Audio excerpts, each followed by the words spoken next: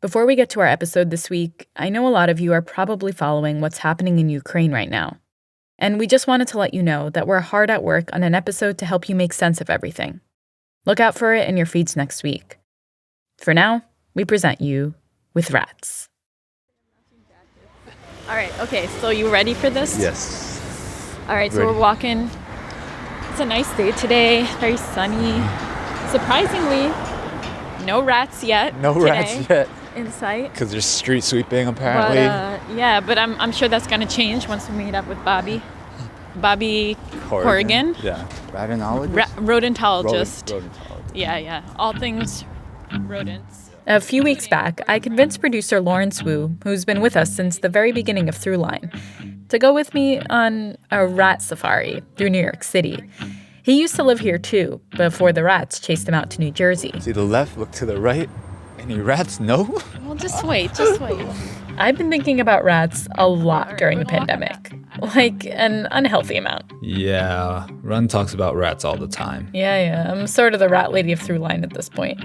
But how could I not think about them? I live in New York City, in Manhattan, right next to this small empty plot of land where a brownstone once stood. That's now basically a rat condominium.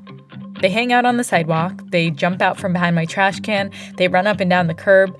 They're often the first thing I see when I leave my apartment and the last thing I see before I walk into it. At night, 100%, hands down. You walk, it's like a party. Left and right. Okay. Whether or not you live in New York City, you've probably encountered a story or two about rats during the pandemic. Warning this morning from the CDC. Watch out for hungry and aggressive rats. We have been seeing reports from around the country that rats were on the move, and you might start seeing them in areas where they had not been a problem before. In homes, garages, and even cars. Boston City councilors said they're getting increased rat reports from nearly every neighborhood. It's absolutely disgusting. Large rats climbing all over a Bourbon Street pizza counter. Rats. That's what they're saying in San Francisco after rodents moved into a playground, and parents want those rats gone.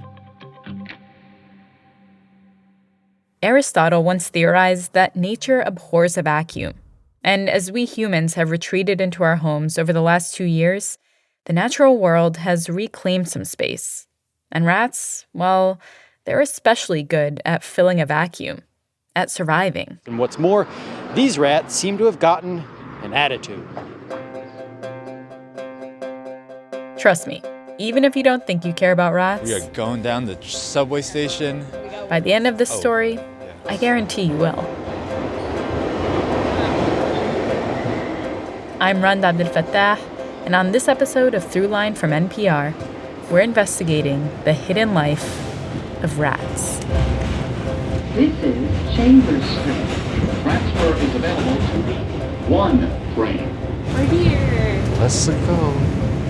Our rat safari was set to begin at Collect Pond Park, a small 1-square-block park in New York City's Chinatown that was once the site of a pond, and later a jail.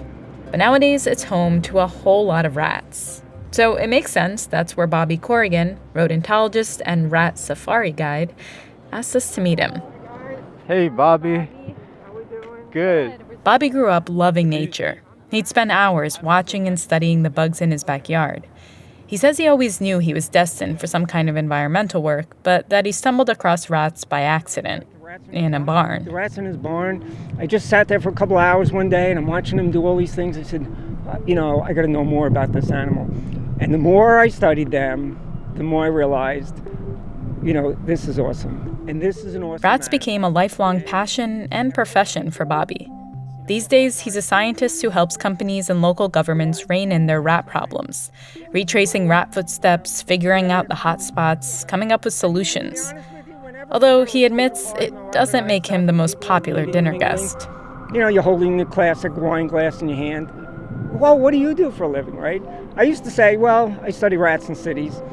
And you could just see people, they do this. like you have rats in your pocket or something. Yeah, and they'll say to their spouse, hey, you know what? We need to refill our wine. It was great talking with you. I'm sure some of you are thinking, yeah, I definitely try to get out of that conversation. Why would I want to hear about rats at a party? They're gross. They're creepy. They sneak around at night with those long tails and daggers for teeth.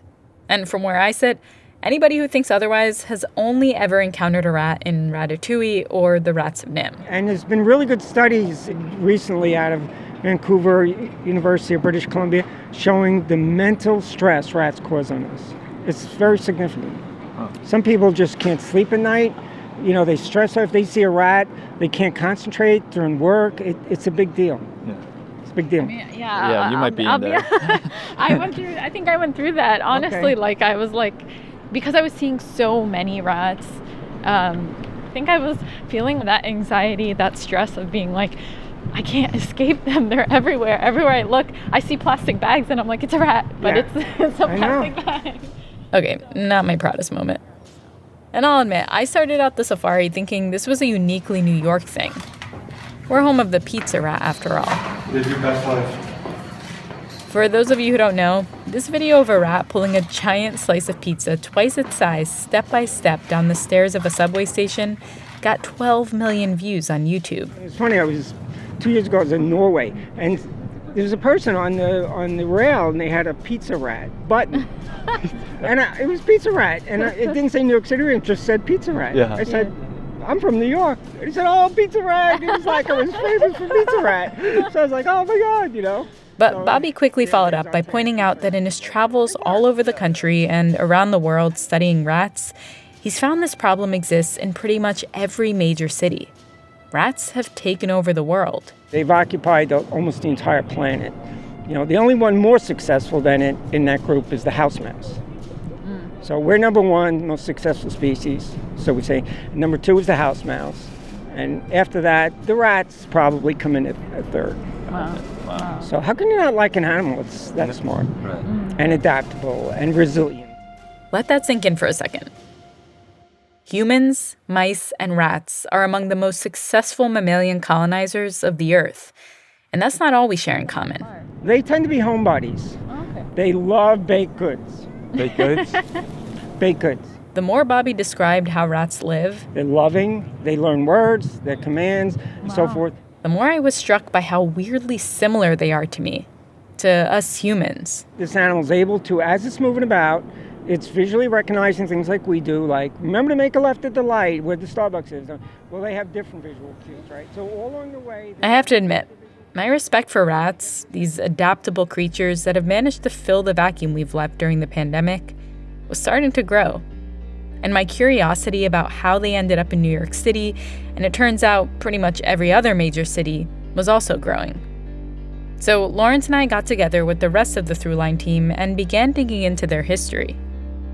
What we found was a story that spans thousands of years and nearly every continent on Earth, taking us from the fields of ancient Mongolia to the palaces of Victorian England to the laboratories of 20th century Maryland.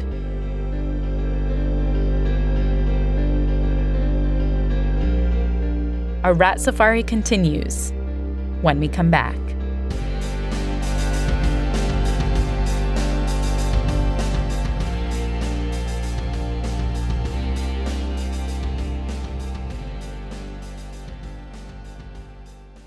Hello, my name is Victor Stern, and like you, I'm listening to Throughline.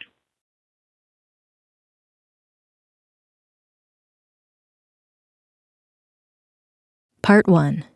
Eating from the same table.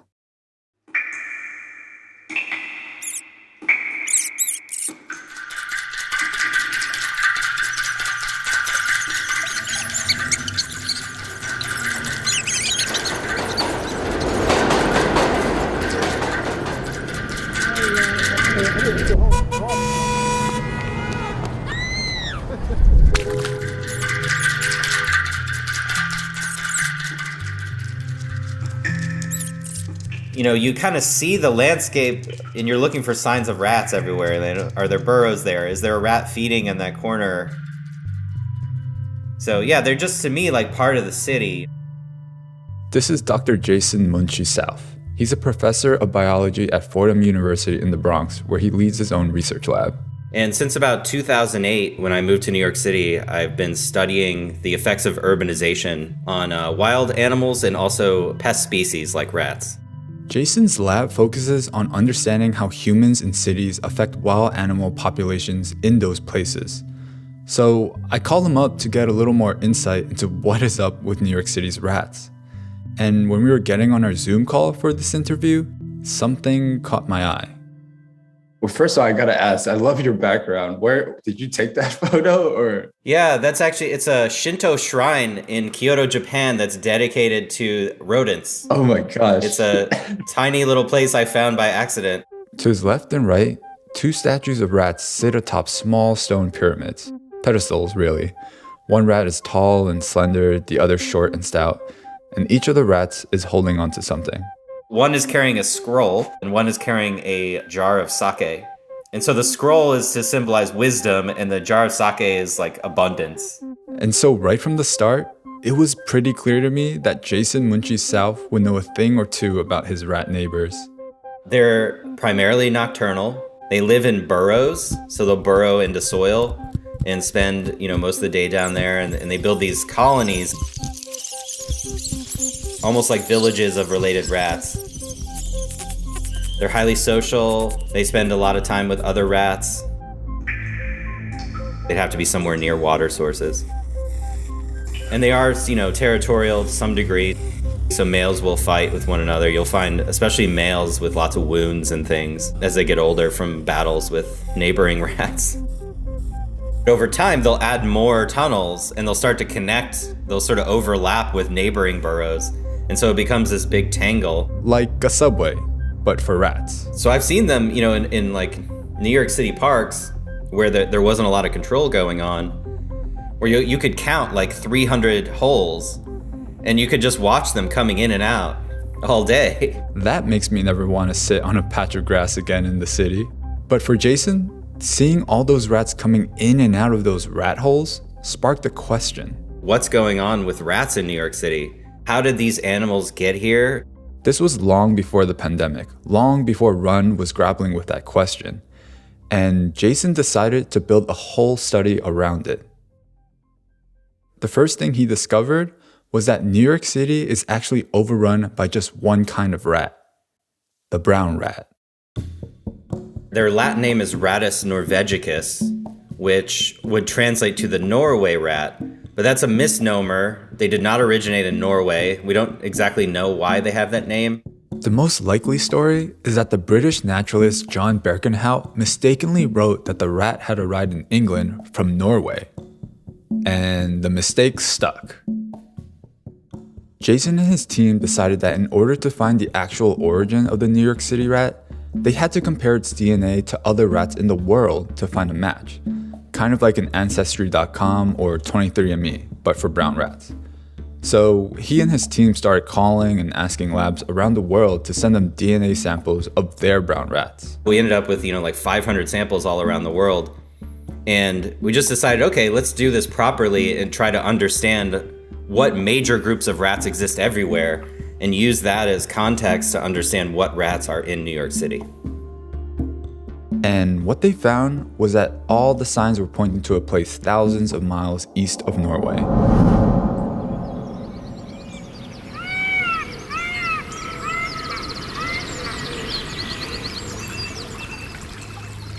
As far as we know, they originated in East Asia. Likely in a region between northern China and Mongolia, a couple million years ago. It's likely that originally they were living along like streams, sort of grassy savanna areas where there was water sources. They're probably eating all sorts of things, seeds, fruits, insects, snails. They've even been found in coastal areas to eat like mussels and things. And for a long time, the brown rat kind of did its own thing. So the question is, how and when did our paths get so intertwined? When did they become commensal with humans? Commensal is this Latin term that basically means eating from the same table. And they probably began utilizing human foods when agriculture began in China. And that was, 11,000 years ago.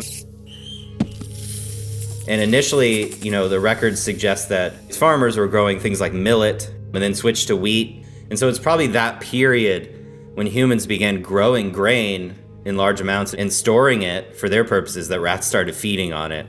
And, some of them may have become pretty specialized to do that. They just live around humans and eat our food.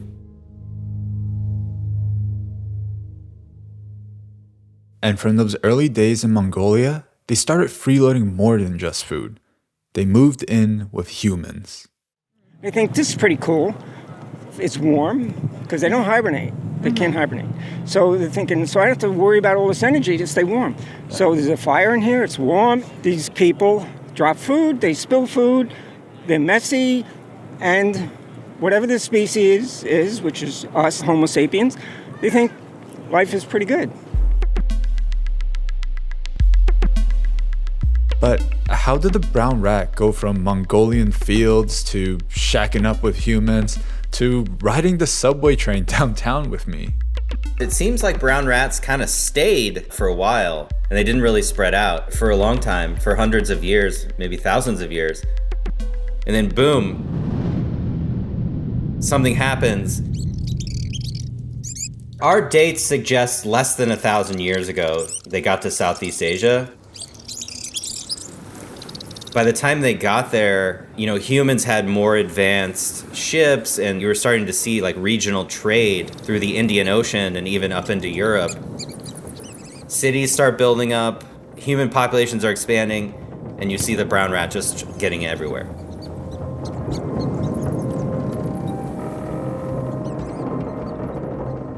But the great brown rat migration didn't end there. In fact, in order for the brown rat to take over the world, they needed to hitch a ride with humans looking to take over the world. Rats would hang around ports, waiting to board ships that were stocked with all kinds of foods, perfect for rats to feast on. And it turned out, in the 17th and 18th centuries, there were a lot of ships moving around the globe. It was the age of conquest. The British Empire, the Dutch, the Spanish, the French, they were all moving rats all over the place. In North and South America, in Africa, in New Zealand, in Australia. Whenever a ship docked in a new place and brown rats encountered a rival rat species there, they would ruthlessly fight them off, staking their claim to that new place. And their biggest competitor, the second most common rat in the world, was the black rat, aka the roof rat. They're smaller, less aggressive, more prone to flight than fight. No match for the brown rat. And at some point, one of those ships crossed the Atlantic and made its way to us. So our rats likely came from the ports of England. And there's evidence that, the brown rat was in New York City by the time of the American Revolution, almost certainly from, British imperial ships. And it wasn't just New York City ports getting all the brown rat love. Basically every port city. Boston, Philly, Sydney, Mumbai. And then once they were in all those ports, they just moved inland across continents. And so they hitched a ride with humans. And, we can look at their history as kind of a proxy for human history because humans moved them around the world. Rats have been our companions for a long, long time. And you know what they say about couples. The longer you're together, the more you start to resemble one another. They're very intelligent, they're very adaptable, just like humans. They moved around with us because they can live in lots of different places and figure out how to survive. They also, they're not lone wolves. They're like humans, they're very social, and part of their survival is going to be because they live in these groups. They've even found that they laugh. I think there's a lot to like about rats. But of course, there's also a lot not to like about them. So the viruses and the rodents go hand in hand. Mm-hmm. So do the bacteria, so do the fungi and protozoans. Mm. So it's an animal we don't want in our cities for that reason. And what better example of that than the plague? Black rats were believed to have helped spread a bacteria that killed millions of people across Europe in the 1300s. More current theories point towards the plague being spread by lice and fleas on human beings. But rats had a bad reputation as they ran wild in European cities, especially in London, where writers like Shakespeare and Charles Dickens couldn't help but add them into their stories. Our natures do pursue, like rats that raven down their proper vein, a thirsty evil, and when we drink, we die. When it came to rats, Victorian London was kind of what New York City is today. A rat city. Nobody near me here but rats, and they'll find stealthy secret fellows. To this day, some believe London has more rats than humans, though it's hard to say if that's just legend talking. And then, like now, the frontline defense we have against rats are people whose job is to meet them in battle. So we put the flashlight on the floor and we looked.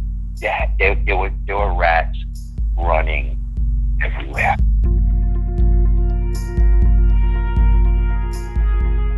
Coming up, we meet one of history's most famous exterminators, a rat catcher fit for a queen. This is Anya calling from Washington, D.C., and you're listening to Throughline.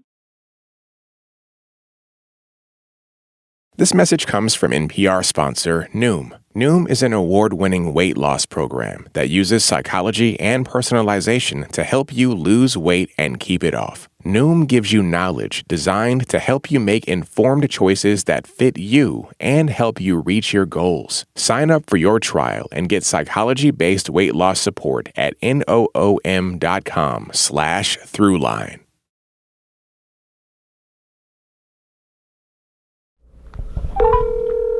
Part 2. The Fancy Rat. Hello. Hi, is this Benny? This is Benny. Hi, Benny. My name is Run. I'm calling from... This is Benito Camacho. You can call me Ben. Ben was born and raised in Harlem, not far from where I live now. And he works for a company called VJ Mice, Rats, Roaches, Ants, and Bed Bug Exterminator. You're always nervous, no matter what. I don't care what exterminator would say, I'm not scared. No, your heart is always pumping when you're dealing with a rat, because it just takes one bite. So I'll tell you a rat story. I'm going to tell you a rat story. All right, I'm ready. Story. And this is Ron of City Express Pest Control. He's been an exterminator for over 30 years. In fact, he and his brother and 2 sons are all in the exterminator business. So one night, I was with my son. All right, he just started working with me. He was 17 years old.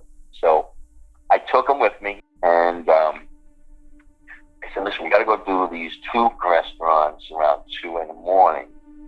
So he went, we got the keys. I put him in the lobby, and I locked the door behind him, and I left. So in about 15 minutes, I get this call from him, frantic, screaming like he was being murdered. I was like, what's the matter, man? What's going on? He goes, you got to come get me right now. I said, all right. So I did turn around, and I went back to him. I opened up the door, and I was like, yeah, what's the matter? What's going on? He goes, go in there. Go ahead, go in there. Go in there and look. So I went in there with him, and it was very dark. So I put my flashlight on. There were rats running everywhere. I mean, I never seen so many rats in a restaurant in my life. Oh my God. They were just running. They were everywhere. You couldn't have got me down that hole if you threw me down there. Oh my God. There was no way at nighttime I was going down there, exterminator or not. Too many rats for a rat catcher. I mean, what chance do I have against them? If you ever corner one and you have to fight one, just remember, it only takes one good kick to their head because they have sensitive ears. All right. Okay. Have you ever kicked a rat in the head? All the time. Oh, really? Okay. So it works. All the time. After talking to a few New York City exterminators, we began wondering how other cities handled their rats. So we got in touch with Andy Brigham. I'm Dr. Andy Brigham. I'm Rentokill's head of science. Rent to Kill. You pay, they exterminate. They've been in business for nearly a century now, and they've got the global exterminator market on lock. I think we're in something like 92 of the world's 100 largest cities now. Andy was talking to us from Rent to Kill's headquarters about an hour south of London, where Rent to Kill developed a lot of its early rat-catching techniques. London is a place that, like New York, has an identity tied up with the brown rat. I've heard them referred to as our brothers of darkness or something. I mean, rats. And Andy says it was back in the Victorian era that the rat-catching business really took off, and rats began occupying a different place in our society. So we sent our former intern turned ace producer, Anya Steinberg, down a rabbit, or should I say rat hole, trying to track down what was going on in London at that time.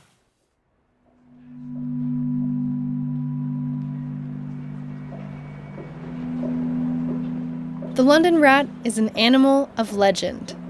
It's described in famous novels and in widely read poetry.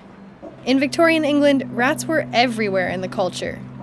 They were a constant threat, lurking in the shadows. But they were also carried around by rich people in cages, like some kind of trophy, and forced to fight to the death in the city's underground gambling rings. It was a strange existence, one of constant terror and terrorizing, caged comfort and intense fear. And as you can imagine, there were also some very weird human beings involved in the creation of this reality for rats. Perhaps the most notorious, or famous, depending on who you ask, was a man with a very catchy name, Jack Black.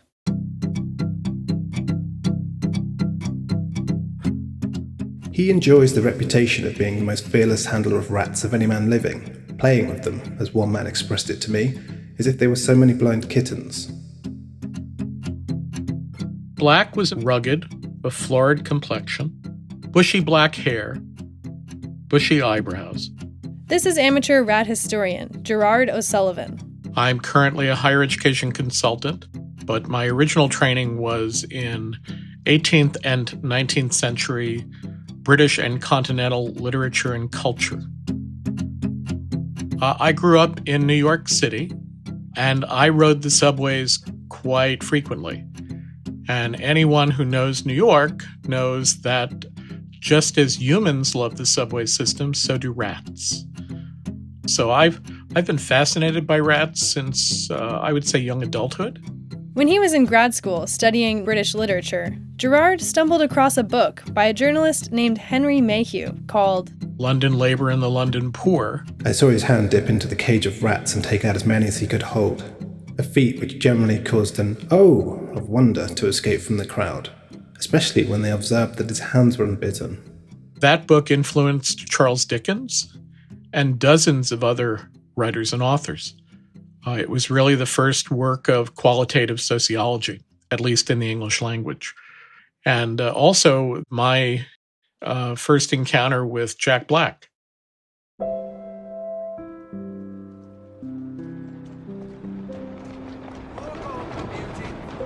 Jack Black lived during a time of change. The Industrial Revolution had transformed England. New factories were popping up, and millions of people were crowding into the city to work at them, hoping for a better life.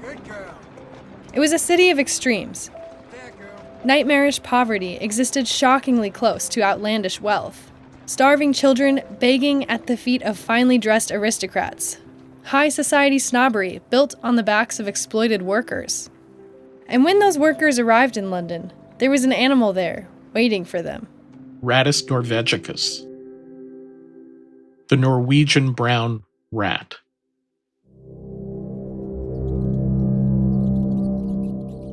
The brown rat arrived in London sometime in the 1700s, and it quickly overtook the rats that were already there. It's bigger, and it reproduces with alarming rapidity. They're liminal creatures. They come from underground. They live in sewers. They go from the light into the darkness. They cross thresholds. And they negotiate between worlds, almost like between the living and the dead. And humans find creatures like that at the same time fascinating and horrifying. The rats thrived in London, a dirty, chaotic city that was falling apart under the pressure of its growing population. There was really no barrier between London's sewers and the River Thames. And so you had an enormous cesspool. And these rats, often aggressive, came into close contact with people. They bit, they attacked food stores, they made life hell. And people were willing to pay a few days' hard-earned wages to get rid of them. So Jack Black was responding to market forces. The first time I ever saw Mr. Black was in the streets of London, at the corner of Hart Street, where he was exhibiting the rapid effects of his rat poison by placing some of it in the mouth of a living animal. Jack Black was part of a new and rapidly growing industry. Rat catchers were like blacksmiths or shoemakers, an established trade. But Jack Black insisted that he was different, that he was a self-made man. Now you might be asking, how did rat catchers work? Well, in Jack Black's case, he'd show up to the house that needed his services wearing his uniform, a gentleman's coat, top hat, and a huge leather belt bedazzled with cast iron rats. And the first thing he would do wasn't to lay traps or poison, but to roll up his sleeves.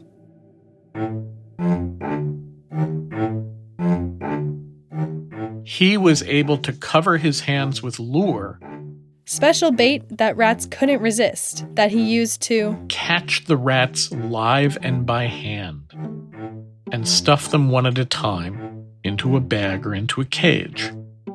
He was a kind of rat whisperer and a showman. Crowds of people would gather to watch him do his work. Women more particularly shuddered when they beheld him place some half-dozen of the dusty-looking brutes within his shirt next to his skin, and men swore the animals had been tamed as he let them run up his arms like squirrels. And this was dangerous, risky work. Jack Black got bitten all the time, and sometimes those bites made him sick. But he wasn't catching rats with his bare hands just because of showmanship or bravado. He had to catch rats alive. It was a big part of his business model. He would rescue city rats, clean them up, dry them off, and then sell them as country rats for pets or for purposes of rat baiting. City rats and country rats, who lived very different lives. Life 1, the tavern basement, where rats would fight to the death.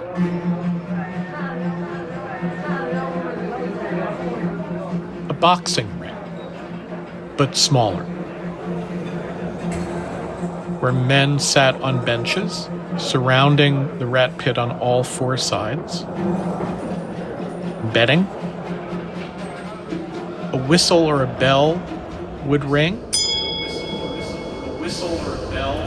The rats would be released, and then a dog would be released. And the dog would have a certain amount of time to kill as many rats as possible.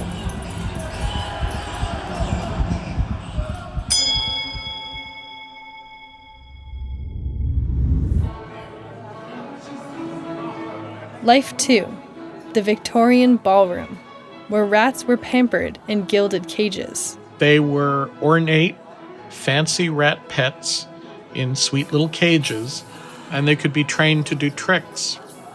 Rats are exceedingly smart, and they're actually very affectionate. Competitive rat breeding became quite popular in Victorian England and has evolved over time into an international competitive, I won't say sport, but certainly an activity.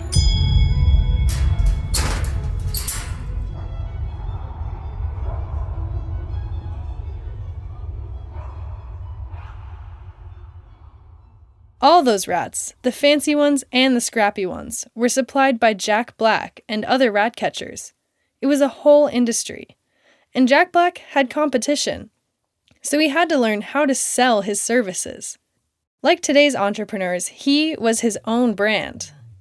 He rode around London in a cart, handing out his advertising pamphlets that read, quote, "Rat and Mole Destroyer to Her Majesty." Yeah, that's right. He claimed to be Queen Victoria's personal rat catcher, because no matter who you were, rats were a problem.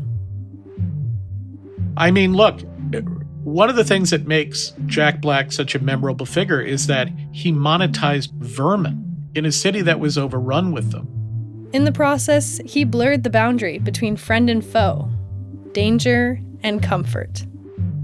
So there's a very thin line separating the sewer rat from the pet rat. They will always be with us.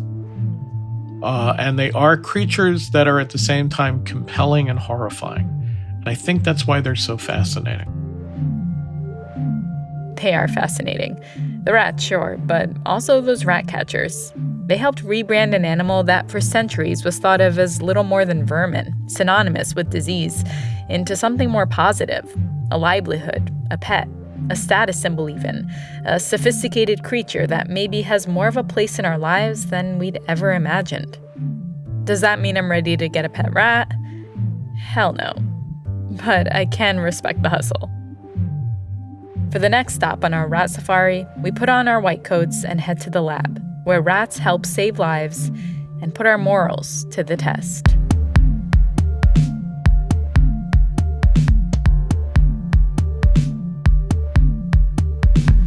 Hi, this is Kevin Weber from Kansas City, Kansas, and you're listening to Throughline by NPR.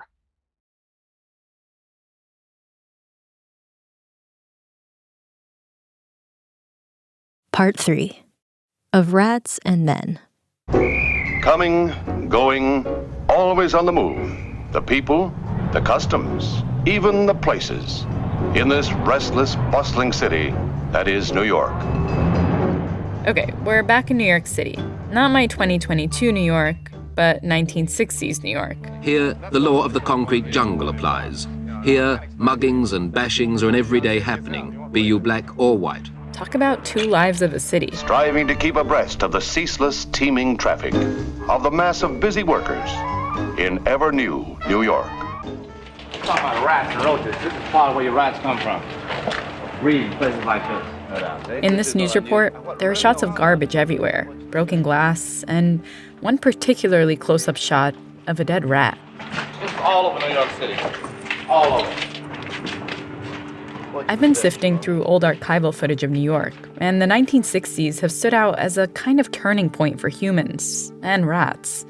For humans, serious fears were arising about whether the planet was becoming too crowded. It's already happening.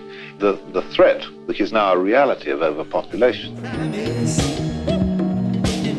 What would happen if we outgrew the planet we have? Now America is a land of mighty cities. Would our resources run out? Law and order have broken down. Would the social fabric fall apart? Pillage, looting, murder, and arson. Would humans be doomed?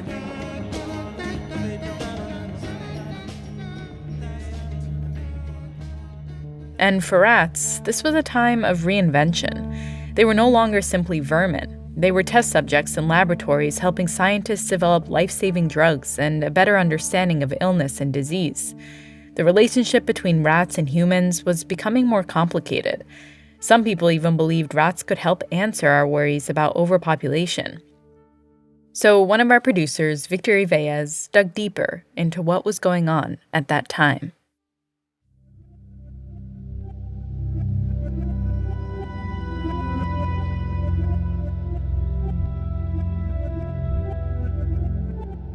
In 1960, there were 3 billion people on Earth. Just 60 years earlier, in 1900, the population was half that. Human population was exploding. Some even called it a population bomb.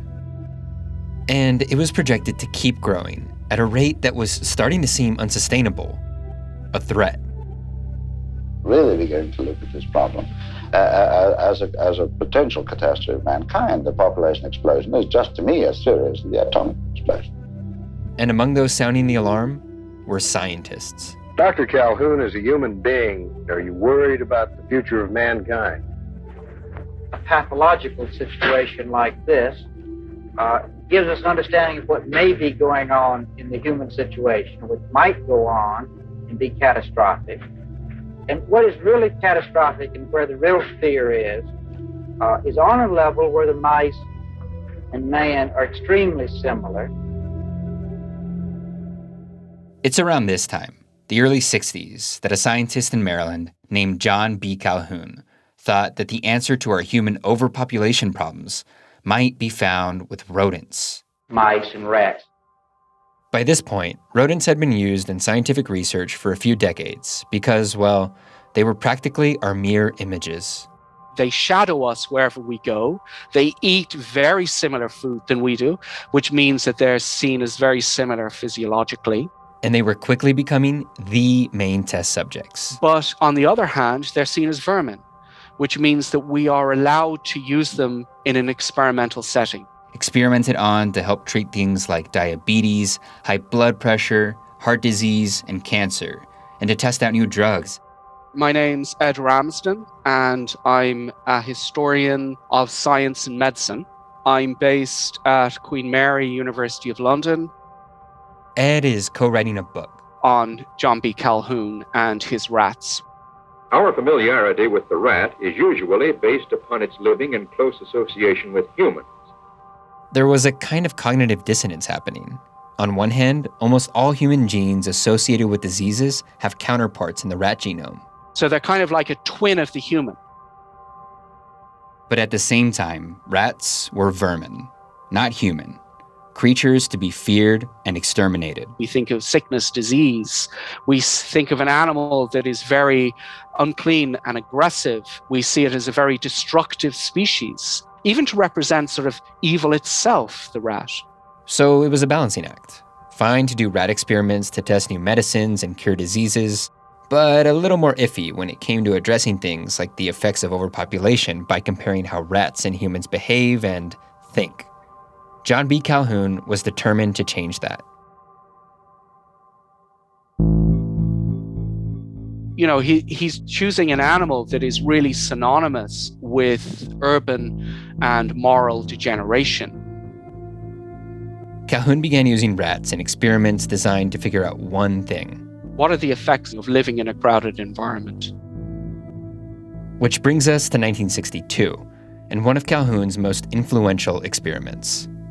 He wanted to find out whether there was a natural limit on the growth of populations when all social order breaks down, even if all the basic needs of those populations are met, minus space.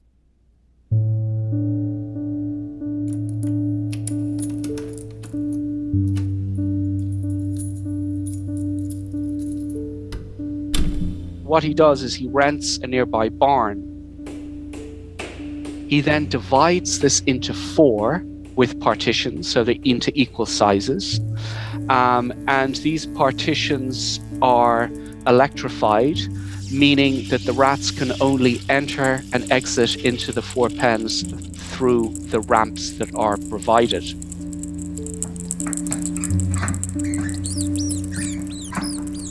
He gives the rats as much food and water and bedding as they could possibly ever want. And he often describes his environments as rodent utopias. The one thing they're missing, of course, is space. And as the populations begin to grow, this becomes increasingly problematic. Calhoun allowed the population to grow to 80 adults, which would have been uncomfortable even if the rats spread out evenly. But because of the way the study is designed, dominant male rats took control of entire pens, pushing the rest into tighter, cramped spaces. Calhoun called these dominant males despots, of kingpins, aristocrats. And this is where things really begin to go awry.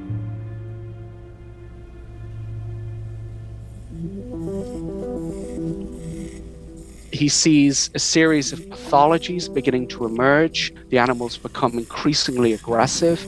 He describes males as going berserk, attacking females, juveniles, and less active males. He describes them biting each other on the tail, which they don't normally do. He describes one group as being completely withdrawn. So they're so withdrawn they don't really react or communicate to any rats, male or female at all. Their coats are sleek, they look well fed, but that's because they've stopped really interacting and behaving as male rats would. Rats fight a lot. They've stopped fighting. Females suffer a great deal in this environment. They fail to build proper nests. In time, the females stop building nests at all. So the infant mortality skyrockets to some 96%. And then the infants become cannibalized by others. So it's an extremely horrific experiment in the end. There's so many problems that he's able to identify in his crowded pens that seem to plague humanity in crowded cities. Seem being the key word here. Because while yes, at the time of this study, the population was booming and cities were growing across the US, with housing projects being built to fit everyone. Infant mortality rates and poverty rates were actually declining. But that perception of cities as dirty, crowded, and dangerous was strong. An influx of people were migrating from rural to urban areas, leading to a higher concentration of poverty in cities compared to the suburbs, which probably helped those perceptions stick. And when Calhoun published his findings from the experiment in an essay called Population Density and Social Pathology, right below the headline of the essay, even before you see Calhoun's name, he lays it out pretty simply. Quote, "When a population of laboratory rats is allowed to increase in a confined space, the rats develop acutely abnormal patterns of behavior that can even lead to the extinction of the population." End quote. Talk about dire. He was sounding the alarm. Overpopulation can lead to complete collapse. And to sum it up, he coined a term, the behavioral sink, meaning the form of pathological togetherness. So for instance, violence is rampant throughout the rat pens. But because the rats are so accustomed to the presence of others, they continue to crowd together in large numbers at eating and drinking areas. They're drawn to the crowd, despite the danger it poses. Behavioral sink. You know, this is a very attractive term because it seems to capture, I think to many people reading it, one of the paradoxes of the city. You know, the city is seen as a sort of dangerous place, and it's a time of urban crisis, rising homicide rates, and so on, and being really reported in the news. But at the same time, as destructive as the city is, it still seems to attract us. We're drawn to it. So the behavioral sink seemed to capture something about this. The crowd is both destructive and dangerous to us, and yet we are still pulled towards it. The story Calhoun was telling about his rodent utopia turned dystopia and the cautionary tale it represented for our own human future caught fire. It was being talked about in the national press, written about in newspapers, and other scientists were paying attention. His rodent experiments were cited many times and included in a textbook called 40 Studies That Changed Psychology. But there was one person who was starting to have doubts about this fate, Calhoun, who began rethinking his conclusions about the rat universe as time went on. He's saying, if we effectively build better environments, we can increase population density without the stress. Calhoun started to realize that the rat dystopia he observed in his study wasn't inevitable. Maybe it wasn't only an overpopulation problem. Maybe it was a design problem. Maybe you can have a similar amount of rats in a similarly sized pen and design the space differently and create a harmonious, healthy environment.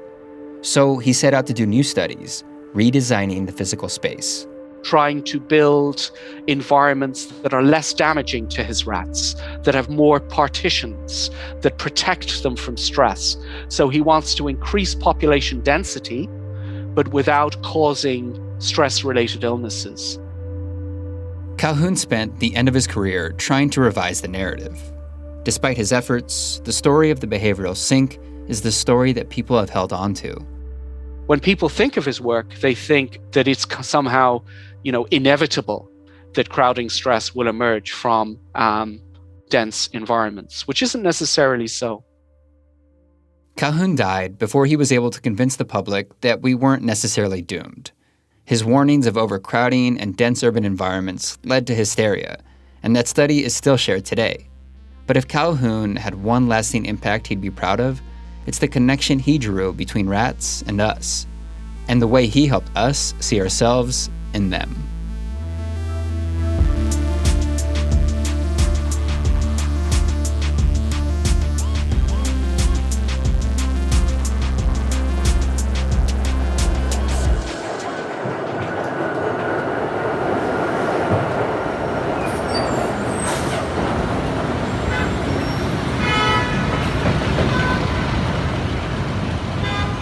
This animal is so close to us, we can do all kinds of stories about them, which we have. So you think it's partly like, I don't know, we're kind of doing stories about ourselves when we're doing stories about them, Exactly. And yet here we have this craziness. On one hand, we hate this animal. It's the animal we love to hate, in fact.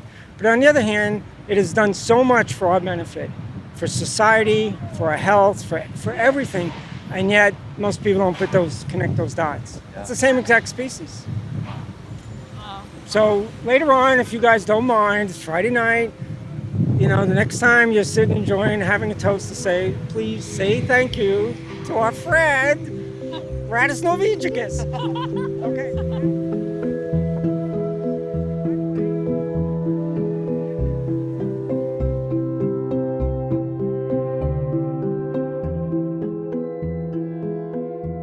That's it for this week's show. I'm Ramteen Arablouei. I'm Rand Abdel Fattah, and you've been listening to Throughline from NPR. This episode was produced by me. And me, and Lawrence Wu. Lane Kaplan-Levinson. Julie Kane. Victor Ives. Skylar Swenson. Monsi Krona. Yolanda Sangweni. Casey Minor. Kumari Devarajan. Fact-checking for this episode was done by Kevin Vogel. Thank you to Anya Steinberg, Okala Alessia, Farai Masika, Tamar Charney, and Anya Grenman. This episode was mixed by Josh Newell, and music for this episode was composed by Ramteen and his band Drop Electric, which includes Anya Mizani, Naveed Marvi, Sho Fujiwara.